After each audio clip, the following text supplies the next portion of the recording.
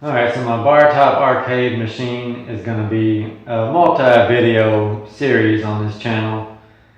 So if that's not your thing, I don't know what to tell you. Deal with it. Don't watch them. If it is your thing, then make sure and subscribe. There's going to be 3 or 4 more.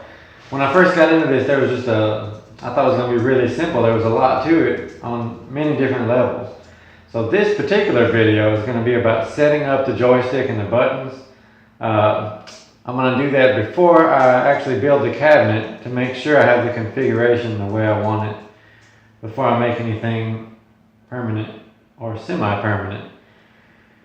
So this, I'm just going to use a scrap piece of this leftover beadboard from a project earlier this year. I'm just going to mount the joystick and the buttons to it, hook it up to the board. It's a USB deal, I can just plug it in and play some games and see that it works real quick before I make it into the cabinet. Without further ado, let's check it out.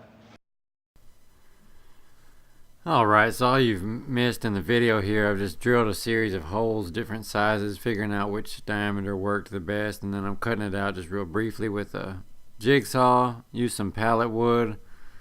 Just do a quick glue up here with some brad nails. Just something to test the hardware that I got in the mail. And there was actually, this is what I ordered right here, a $20 little joystick with buttons, USB, this little board, it just says USB joystick on it. Really simple, straightforward little board. Just 3 types of plugins, no soldering required or anything, just 1, 2, 3.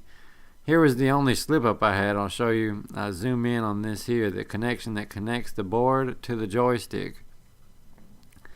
You know, there's only 2 ways you could plug it in, and I plugged it in the wrong way, so it wasn't really working when I got to the computer. And that's why those little silver fingers right there, silver teeth, whatever you want to call them, 5 of them, need to be facing out. So I had them facing in. That's how it needs to be plugged in. So if you're having the same problem, maybe try that. As for the buttons, you just slip these on over the little prongs and then plug it into the board. No way to do that part wrong. Easy as pie. And I just hot glued the board down into place and plugged it in to test it up. So that's all there is for that. Stay tuned for part 2. See you next time.